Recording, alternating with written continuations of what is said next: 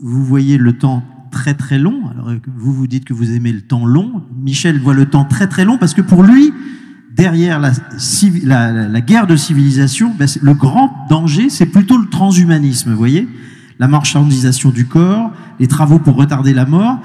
C'est ça qui arrive et qui menace totalement notre modèle civilisationnel. Michel, c'est ça le péril principal, plus que la guerre de civilisation, c'est-à-dire l'islam en France? Oui, je pense, oui. Il y a beaucoup de pas livres... une bonne nouvelle ce soir.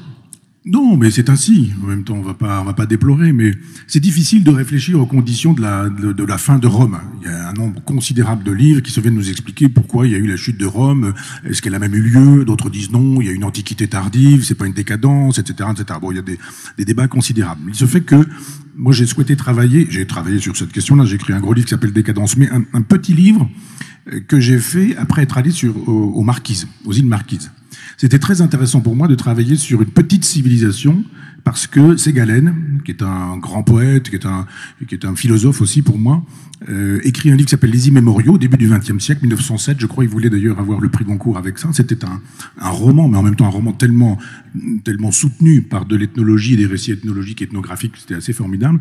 Et il raconte dans ce livre comment une civilisation s'effondre. Et je pense que là-dessus, Éric et moi, on ne sera pas d'accord du tout. Parce qu'on dit, oui, les missionnaires sont arrivés et ils ont imposé leur civilisation. C'est comme ça que finalement la civilisation maori a disparu. Ségalen dit pas du tout. Si les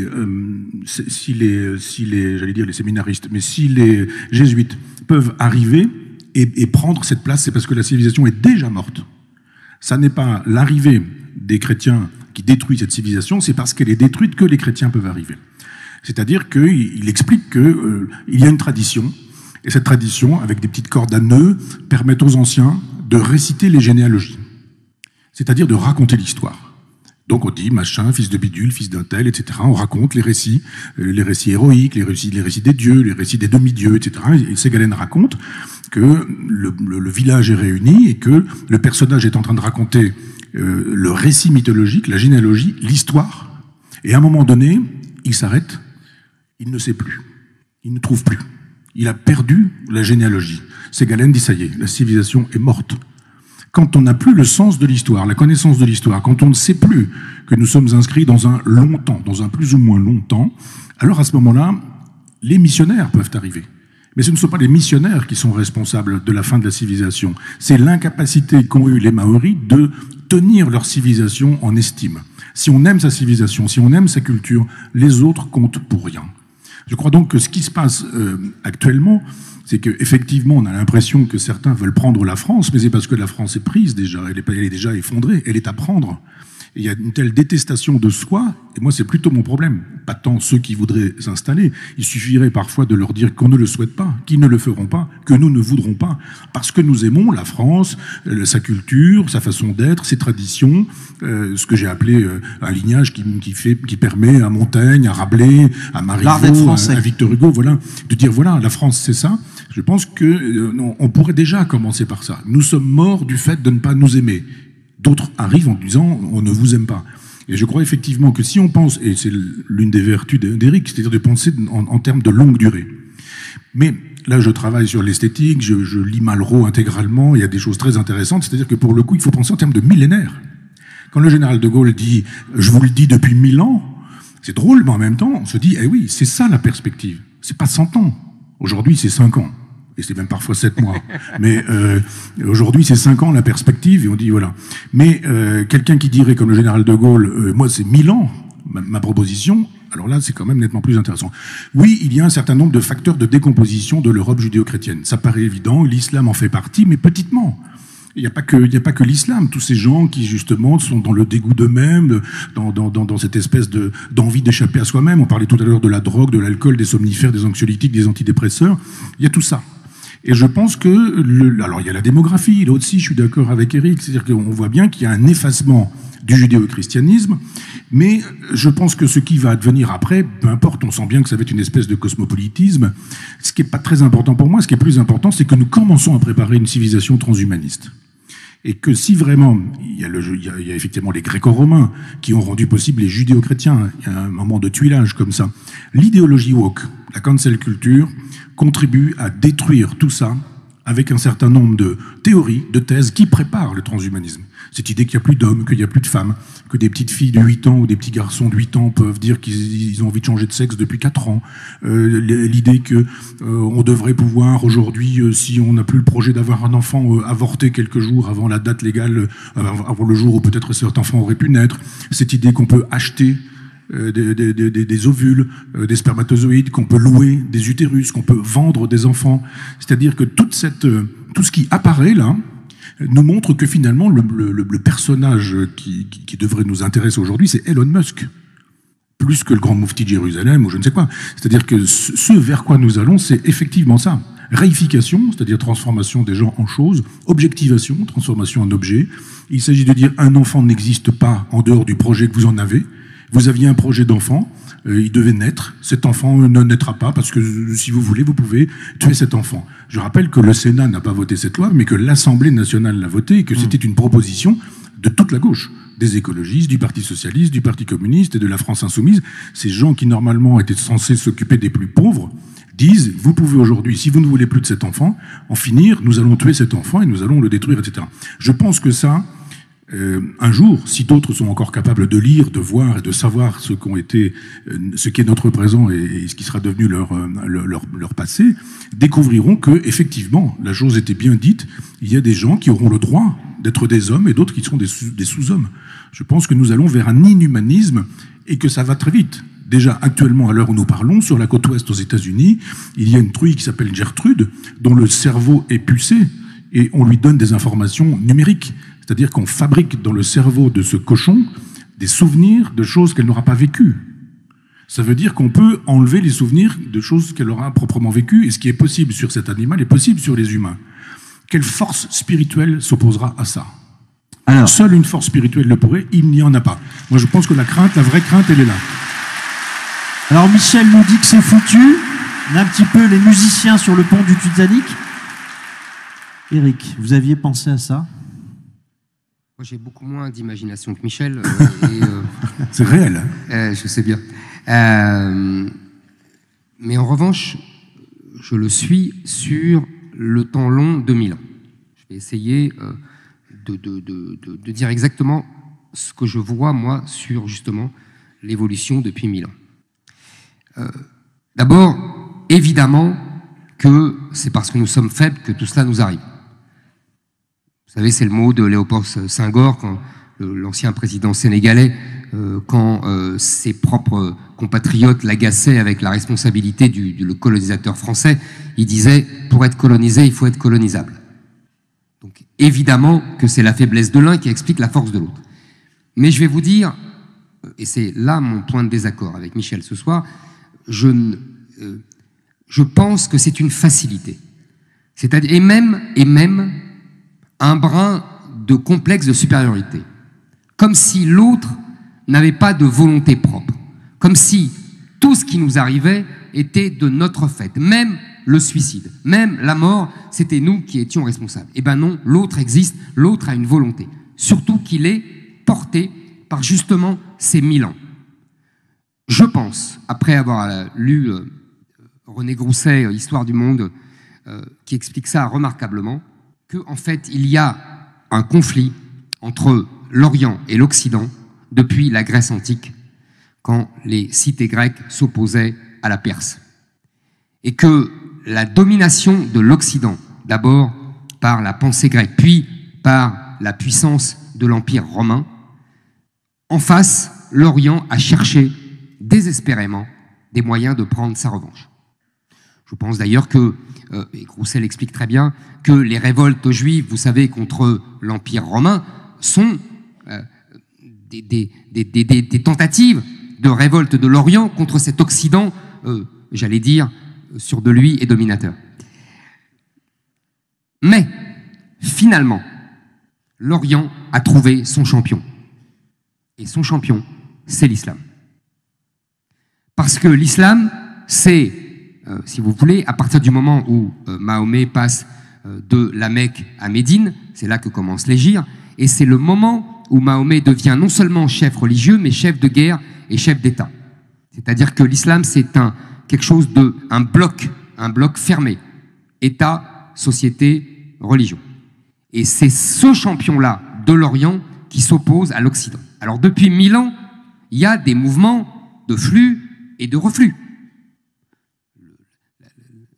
La foudroyante avancée des cavaliers arabes au 7e siècle, c'est évidemment une offensive extraordinaire.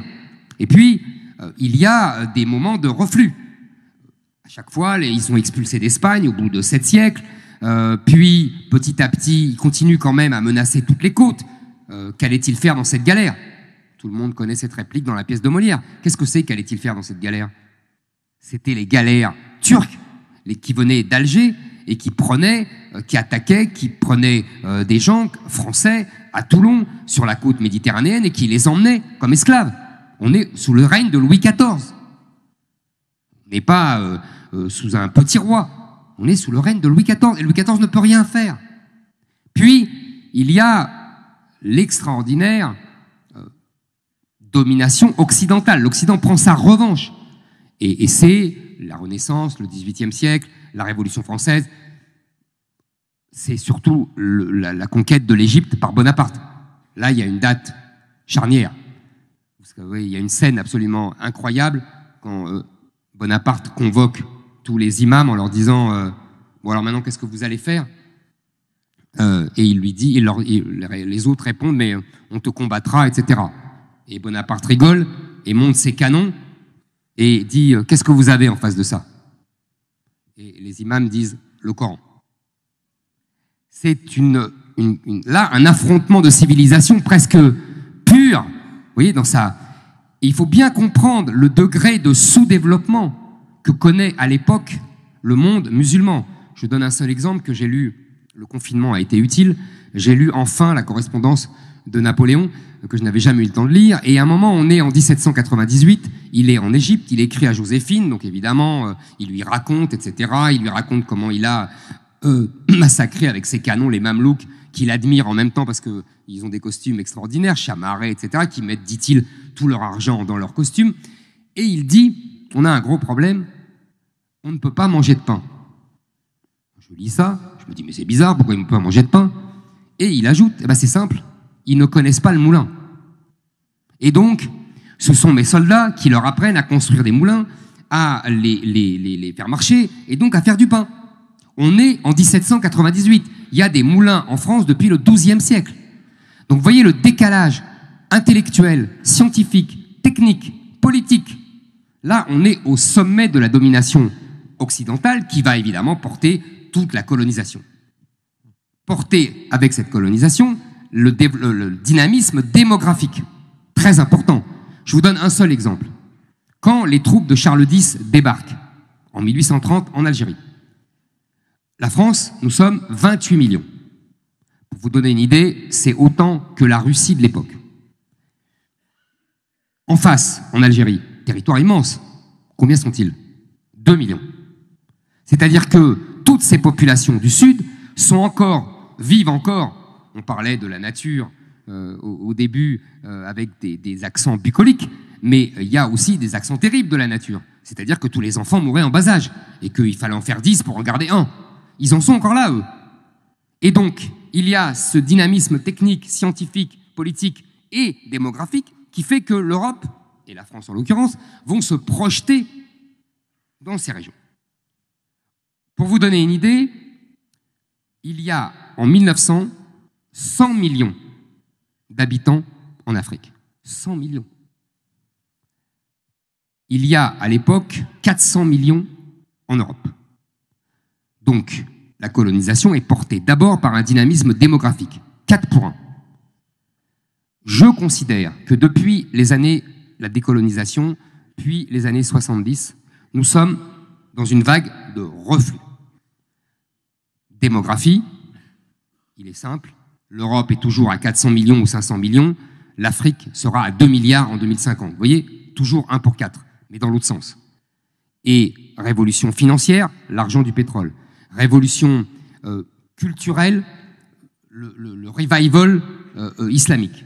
Et donc, on a, vous voyez bien, la civilisation, l'Orient, portée par l'islam, qui aujourd'hui est en phase ascendante. Et donc, qui colonise une partie du territoire européen, parce qu'on peut parler de toute l'Europe, hein, c'est exactement le retour. Donc vous voyez, c'est une histoire de 1000 ans.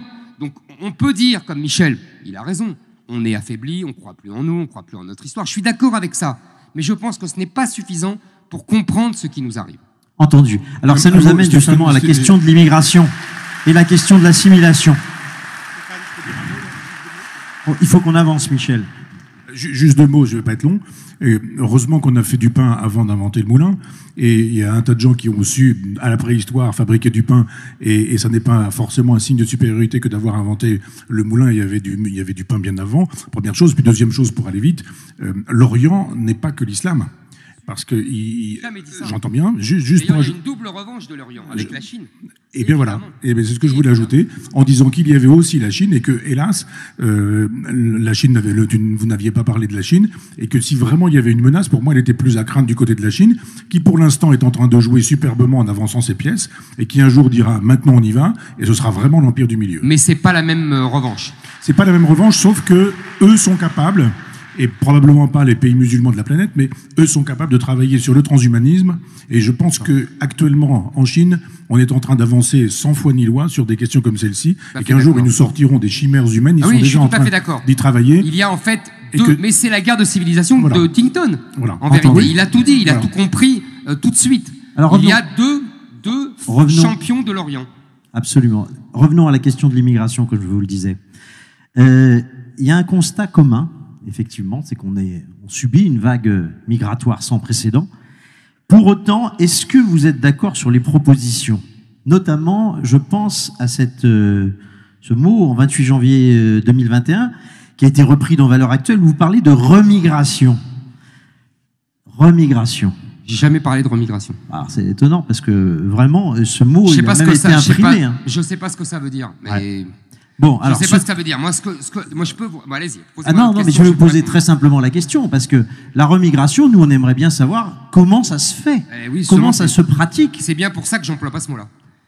Moi, je pense que, si vous voulez, nous vivons une vague migratoire... Alors, si vous l'avez dit, vous le regrettez. C'est parce que vous dites... Mais non, je ne regrette rien. Il semblerait quand même que vous l'ayez dit, Eric, ce mot de remigration... Vous savez, on me prête tellement de mots. Voilà, c'est Valeurs Actuelles. Non, mais c'est vrai, bon, enfin... Non, mais c'est très simple. Nous devons travailler sur l'arrêt des flux. C'est la première urgence. On va pas se battre avec les chiffres, Michel et moi, on sera d'accord. Il y a les chiffres officiels. On est à 275 000 entrées légales par an, plus les 130 000 droits d'asile dont 80% sont déboutés, mais personne ne part. Vous connaissez les chiffres.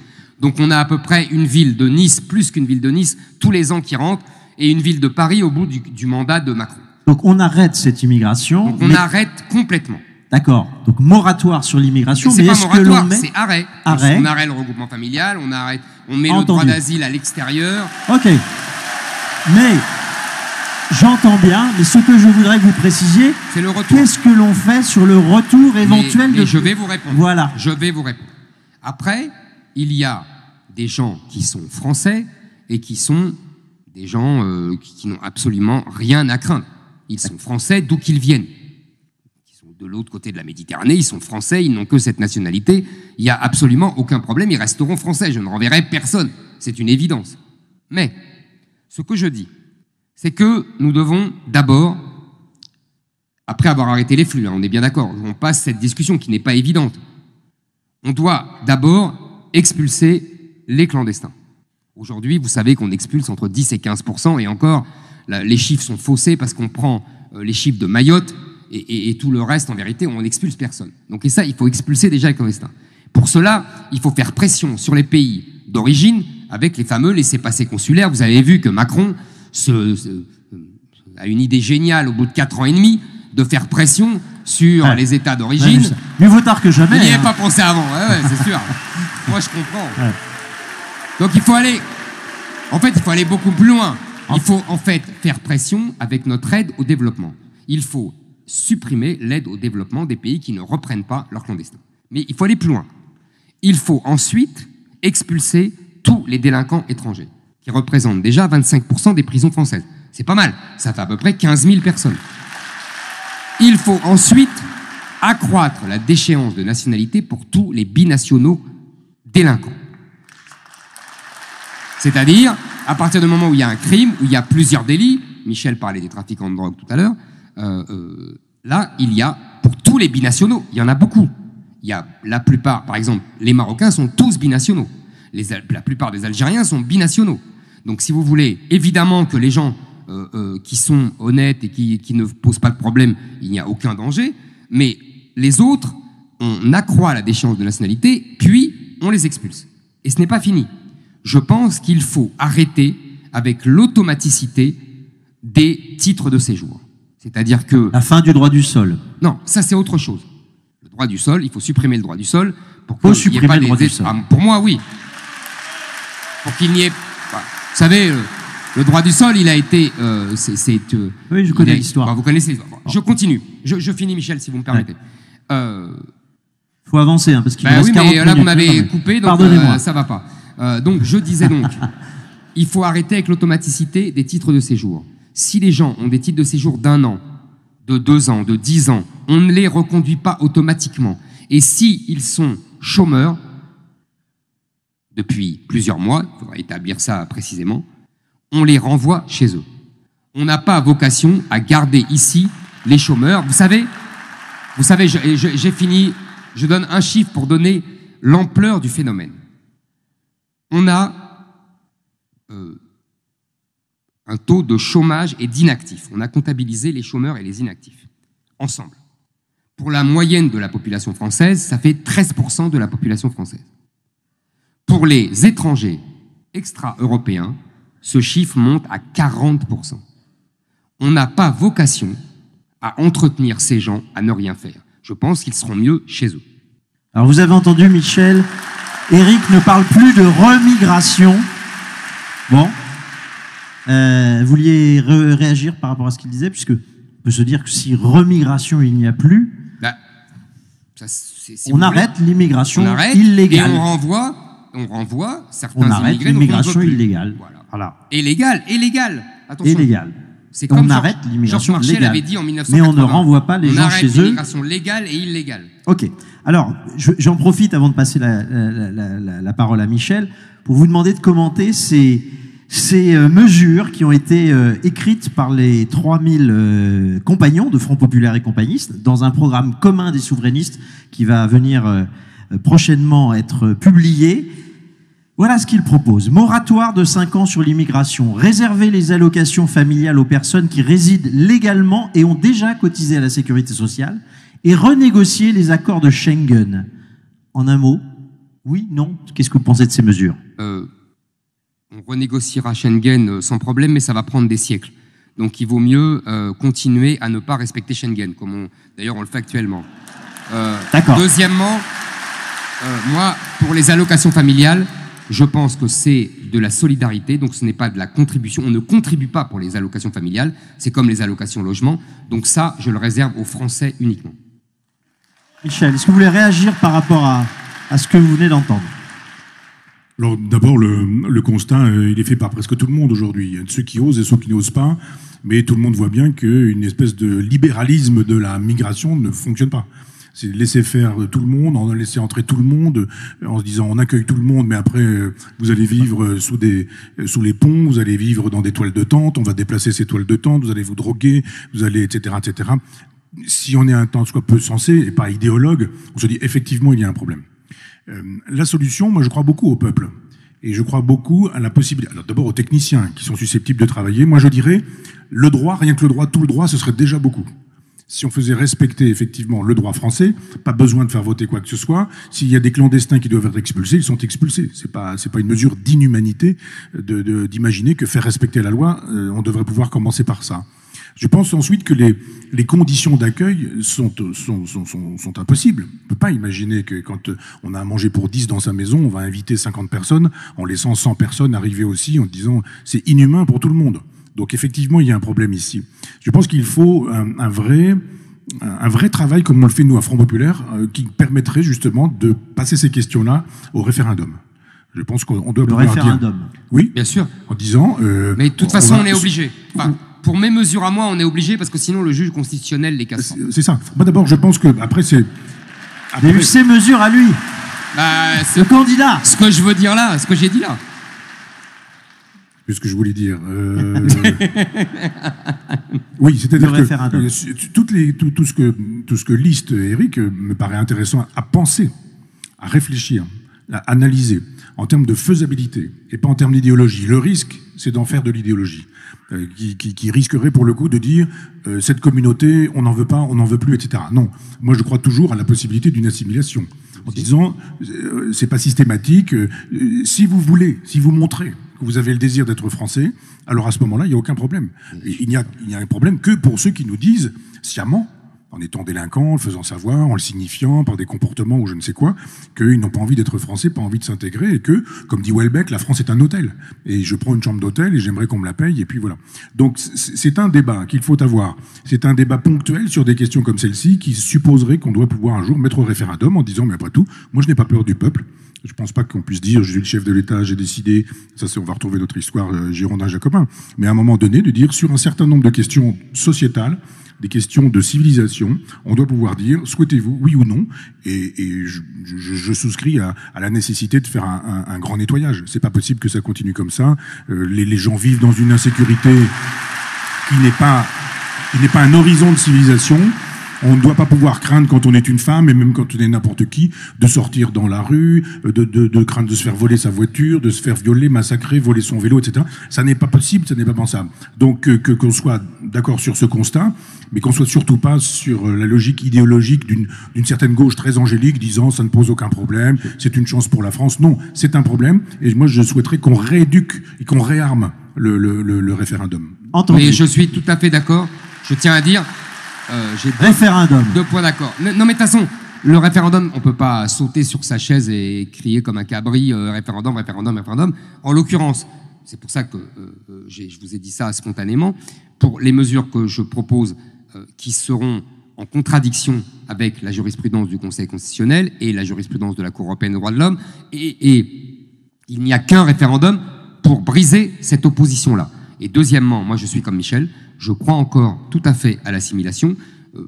Je pense que tout le monde peut s'assimiler, d'où qu'on vienne, quelle que soit sa religion, mais on a, comme disait le général de Gaulle, on assimile des individus et pas des peuples.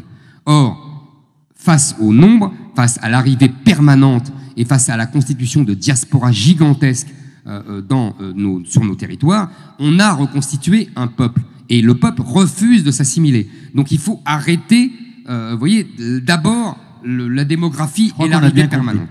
Alors, je voudrais vous faire réagir. J'ajoute juste une chose, que ça ne peut pas se faire dans la configuration européenne telle qu'elle existe actuellement. On va y venir, justement, on va y venir. Le bon échelon pour gouverner, c'est la question C'est la d'après. sortie de l'Europe. Mais je voudrais parler et vous faire réagir par rapport à cette question de Nadia Remadna de la Brigade des maires, vous savez, qui lutte contre l'islamisation des quartiers. Écoutez ce qu'elle a à vous dire.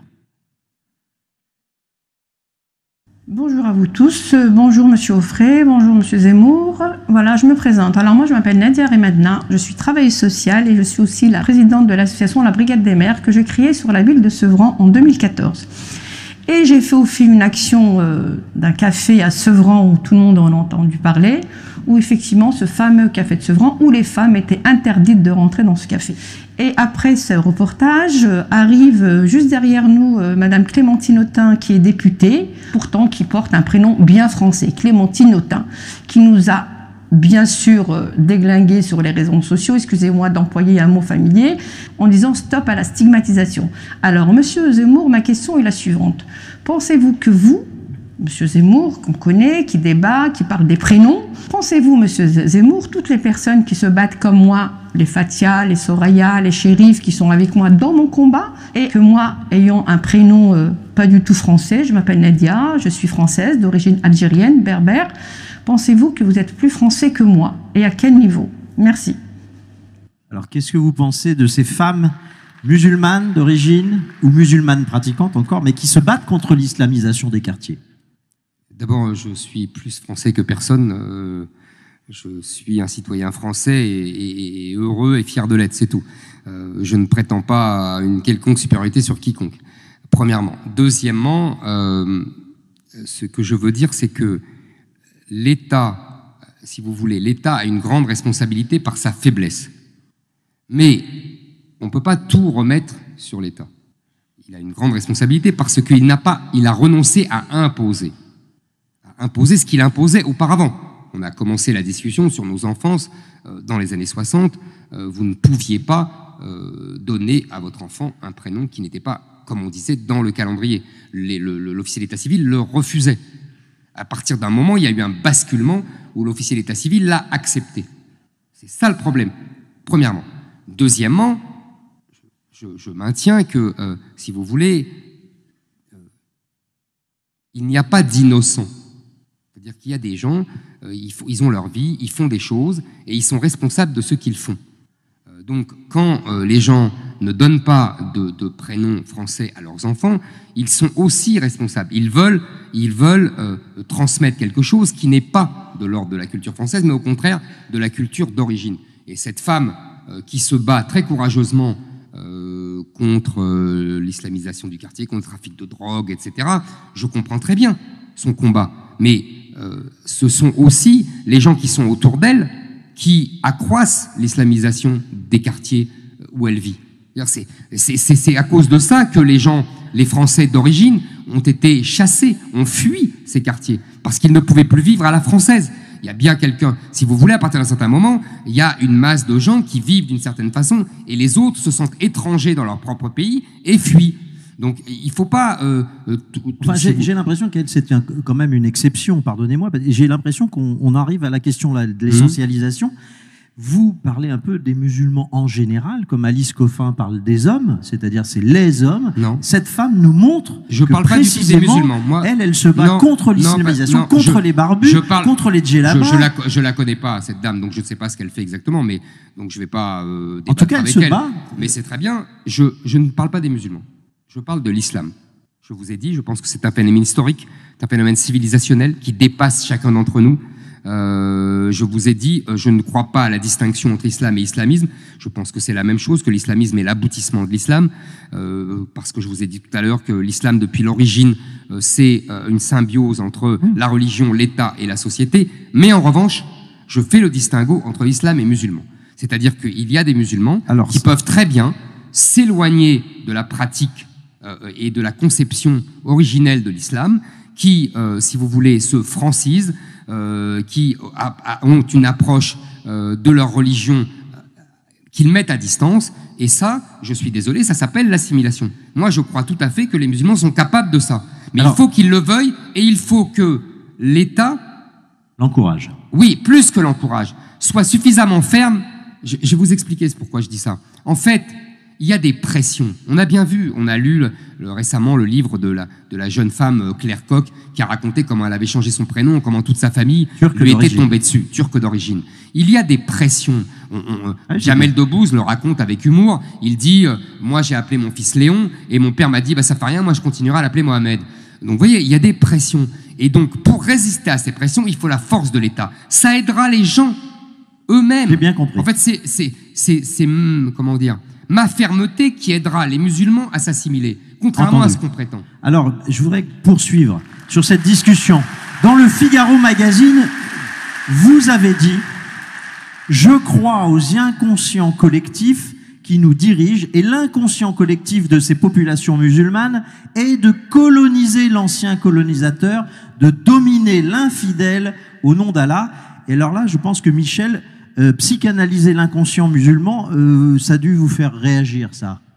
Oui, mais je voudrais réagir à ce que disait Eric, parce que nous avons théorisé tout à l'heure la question de la provocation. Et nous sommes là dans les travaux pratiques. Je pense qu'on blesse beaucoup de gens quand on interdit les prénoms d'origine étrangère. Parce que, c'est ce que j'ai dit avec le voile, je dis le voile pour moi, c'est pas ce qu'on a sur la tête, c'est ce qu'on a dans la tête qui est important. Et tout le monde connaît des gens qui ont prénommé leurs enfants avec des prénoms d'origine musulmane et qui sont très désireux d'être français. Parce que ça, je dirais, c'est l'écume des choses. Et on peut blesser des gens, parce que je vous ai beaucoup entendu dire que le père de Michel Platini, qui s'appelait Aldo, a appelé son fils. C'est une autre époque. Et je pense que vous êtes fidèle à votre vie, à votre enfance, je le suis aussi, et d'autres peuvent être fidèles à d'autres origines sans que pour autant il soit interdit d'être français pour ces personnes-là. La deuxième chose, je vais vite sur ce sujet-là, mais c'est aussi blessant de dire que l'islam c'est l'islamisme.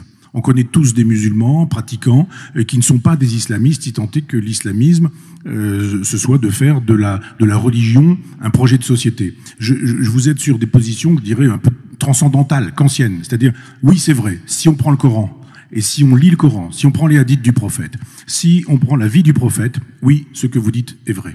Mais ceci dit, cet islam avec une espèce d'I majuscule n'a pas grand-chose à voir avec des musulmans qui pratiquent autre chose, autrement. Exactement de la même manière qu'il y a aujourd'hui des catholiques qui ne croient pas forcément à l'enfer, au diable, à l'infaillibilité papale. Parce que on peut dire des choses théoriques qui sont justes. Et il est juste de dire qu'effectivement, il y a dans l'islam matière à islamisme. Mais il y a aussi matière à autre chose, voire au contraire. C'est-à-dire que je vous ai entendu parler des versets de la Mecque, enfin du Coran de la Mecque et du Coran de Médine. Ça, c'est une invention d'un orientaliste allemand, fin 19e, début 20e. Rien n'est prouvé. Rien n'est prouvé. Non, mais je veux dire que il est dit dans le Coran que on ne fait pas l'exégèse d'un texte sacré. Quiconque commence à faire l'exégèse d'un texte sacré n'est plus dans la logique musulmane. Donc il n'y a pas pour autant de versets abrogeants, de versets abrogés, dont certains pourraient être datés, parce que personne ne peut clairement dire que tel verset date de l'époque de Médine ou de l'époque de la Mecque. Donc ça, je pense que cette façon de commencer à pinailler dans la théologie est problématique, parce qu'il n'y a pas de versants abrogeants, il n'y a pas de versets abrogeants et d'autres abrogés, il y a simplement des musulmans. Et il y a dans les musulmans des gens qui sont la minorité agissante d'islamistes et une majorité de gens qui ne sont pas islamistes. Si on commence à penser comme ça, alors de fait, on aura du mal à leur proposer une intégration parce qu'on leur demande de s'intégrer en n'étant plus ce qu'ils sont. Si on ne fait pas de la théorie de l'islam, ce qu'on peut faire ensemble, on a lu les mêmes textes, moi j'ai des fiches, etc. Et il faut le dire, il y a effectivement des versets qui sont des versets homophobes, misogynes, phallocrates, etc. Mais combien dans la totalité d'un texte? Pas beaucoup, ils sont minoritaires, exactement comme il y a des versets, enfin des moments minoritaires dans la Bible où on peut effectivement estimer que quand Jésus, par exemple, chasse les marchands du temple, c'est d'ailleurs un texte qui plaisait beaucoup à Adolf Hitler, dont je rappelle qu'il n'a jamais été païen mais qu'il était catholique, je pense que c'est une logique du prélèvement, la question de l'islam. Et le prélèvement, si la République n'aide pas à prélever dans le Coran ce qui mérite d'être prélevé, en écartant ce qui ne mérite pas d'être prélevé, cette idée que effectivement la parole, enfin la voix d'une femme ne pèse pas la voix d'un homme quand il s'agit d'être dans la logique du témoignage ou que dans l'héritage, etc., etc. On peut faire ça. Vous le savez tellement bien que ça a été possible avec Napoléon, qu'il l'a fait avec les Juifs. Cette possibilité de dire, mais il y a la possibilité avec cette espèce d'islam dans lequel il y a tout et le contraire de tout, des choses terribles. Non. Si, il y a des choses. Il n'y a pas tout et le contraire de tout. Mais si, si. Quiconque tue un homme tue tous les hommes, quiconque sauve un homme sauve tous les hommes. Oui, mais la suite de ce verset, Michel, qu'on cite tout le temps, qui sauve un homme sauve tous les hommes, s'il n'a pas contrevenu à la loi d'Allah, s'il n'a pas offensé Allah. Allez à la fin, Michel. Et je suis très étonné de votre argument sur la blessure. Sur la blessure, oui. On blesse des gens. Vous avez raison, on peut blesser des gens. Vous avez tout à fait raison. Mais il ne me semble pas que la République se soit gênée pour blesser les consciences catholiques quand elle a imposé la loi de séparation de l'Église et de l'État. Et je m'étonne fort. Non, mais on peut ne pas défendre ça. Je m'étonne fort que vous repreniez des arguments qui, à l'époque, faisaient Flores à la droite monarchiste, qui disaient déjà « la République blesse les âmes catholiques ». Je ne pensais pas, ce soir, vous voir en Louis Veuillot. Ça m'amuse beaucoup. Et si vous voulez, je pense, moi, que la République doit être implacable. Parce que sinon, c'est la mort de la France. Je voudrais qu'on avance aussi sur le reste. C'est vrai, on peut blesser... Non. Vous avez raison. Et deuxièmement, moi je pense à ce moment-là. Pour les prénoms, pardon, Michel. Non, j'ai deux mots. Je pense que si la République est implacable, alors c'est la France qui va disparaître. Pas du tout. Pas du tout. Au contraire. Vous savez, quand la République a été implacable, elle a sauvé la France. C'est la seule vertu que je reconnais à Robespierre. Et moi, ce que j'aime chez De Gaulle, c'est justement cette façon de ne pas vouloir trancher, couper, tailler, opposer. En disant, mais il faut composer. Pardonnez-moi, De Gaulle est implacable. De Gaulle est implacable avec... Non, pas sur mais excusez-moi, De Gaulle est implacable avec les collabos en 44. Mais De Gaulle est incapable avec l'OAS en 62. De Gaulle est même implacable avec les harkis, et même d'une rare cruauté, parce que justement, il ne veut pas Il ne veut pas que son village devienne est-ce colombé les qu'on deux peut mosquées. revenir à la Il va question jusqu'à la d'islam? cruauté. Excusez-moi. Donc, deuxièmement, pour les prénoms, je suis désolé de vous le dire, que quand vous dites c'est une autre époque, je ne suis pas d'accord avec vous. Pourquoi il y aurait des gens qui auraient fait l'effort, par amour de la France, de donner un prénom français à leurs enfants? Les Arméniens, on parlait de Les Charles Arméniens, Aznavour tout à l'heure. les Espagnols, les Italiens. On peut donner un prénom de ses origines en deuxième prénom. La loi était bien faite. On peut donner un troisième prénom. Il y a une grande liberté. Hein. Pourquoi ceux-là auraient fait l'effort et les suivants ne font pas l'effort? Mais je vais vous dire pourquoi. Parce que, en vérité, et une fois de plus, vous allez me reprocher d'essentialiser, mais l'islam est une fantastique machine à assimiler. Donc elle assimile à l'envers. Quand quelqu'un se convertit à l'islam, il change de prénom, mon cher Michel. Non, mais Oui, oui. Alors, Michel, vous répondez, mais après, on passe à autre chose, Non. parce qu'on n'a plus beaucoup de temps. non, mais il faut le temps quand même sur ce sujet-là, parce que si on fait de la théologie, faisons de la théologie, il y aura aucun problème. Mais faisons aussi de l'histoire. Mais si, c'est de la théologie quand même. Et faisons aussi de l'histoire. Cette façon de dire les musulmans, c'est quand même étonnant de voir. dit les musulmans, Je suis dit juste en l'islam train tout le temps. d'essayer de répondre en disant Vous que me prêtez quelque chose que je n'ai pas dit. j'ai pas encore dit ce que vous aviez dit. vous m'avez dit les musulmans, j'ai pas Je dit suis les en train de m'apprêter à dire des choses dont vous pourrez dire ensuite que vous n'êtes pas d'accord avec. Mais regardez par exemple quel est le statut de l'islam asiatique en France. Pas du tout le même que le statut de l'islam maghrébin, qui n'est pas du tout le même que le statut de l'islam turc, qui n'est pas du tout le même que le statut de l'islam iranien. Il y a en Iran on a parlé tout à l'heure, il y a avec la Perse une longue tradition culturelle qui fait que l'islam de l'Iran n'est pas l'islam de l'Arabie Saoudite. Non, c'est chiite et le sunnite. Pas seulement, c'est pas seulement ça la différence, c'est pas seulement ça. C'est-à-dire que quand on a 2, 3, 4, 5 000 ans de culture derrière soi, on fait pas l'économie de ces 2 ou 3 000 ans. Et la Perse, enfin l'Iran d'aujourd'hui, dispose de ce passé-là, ce qui n'est pas exactement le cas de l'Arabie Saoudite. Enfin, je veux dire que si... Pardon, je suis tout à fait d'accord avec vous, Michel. Un mot. Mais Atatürk, Ça n'empêche un pas, mot, ça Atatürk, n'empêche pas que Khomeini dit l'islam est politique ou n'est rien. Khomeini, l'Iranien, le Perse. Exactement, il pense la même chose finalement que l'Arabie Saoudite. mais évidemment dans la logique de la théocratie. Il y a une grande unité, mais non. l'islam est théocratique par essence, Michel. Pas chez des musulmans qui sont républicains. Par essence, Mahomet est le beau prophète et le beau modèle. Et Mahomet est un chef de guerre, un chef politique temporel. et un chef religieux. Dès le début, l'islam commence là. C'est ça Et l'égide. est-ce qu'il ne s'est rien passé depuis? Il s'est passé l'histoire, Non, justement. il ne Mais s'est si. rien passé Mais on depuis. peut pas Non. être si féru d'histoire comme vous l'êtes en essentialisant et en disant que l'islam... Je n'essentialise Mais pas. bien sûr que Je si. dis il y a une civilisation islamique, il y a une religion qui est plus qu'une religion, et il y a des musulmans qui peuvent se détacher de cet islam-là. C'est le contraire de l'essentialisation. Si vous en êtes d'accord, parce qu'on ne vous mettra pas d'accord précisément, on va continuer. Je voulais juste vous demander de réagir très très vite aux propositions de Front Populaire et compagnie du programme commun des souverainistes. Mettre en place une formation diplômante pour être imam. Interdire tout financement étranger pour les mosquées. Oui. Faire signer une charte républicaine aux imams. Acceptation donc de l'égalité homme-femme. ça ne sert à Acceptation rien. de la laïcité. Ça ne sert à rien avec Ça ne la sert à rien. laïcité. D'accord. C'est ce qu'a fait Macron. Ça ne sert strictement à rien. Avec la laïcité, il n'y a pas de force de loi. C'est D'accord. tout le problème. C'est Très pour ça bien. qu'on peut Alors, pas ça faire ne sert à Napoléon. rien. Ok. Alors, j'avais prévu de parler un peu économie, mais on n'aura pas le temps parce que malheureusement, il faut avancer. Et je veux absolument vous entendre tous les deux sur quelle est la bonne échelle pour gouverner.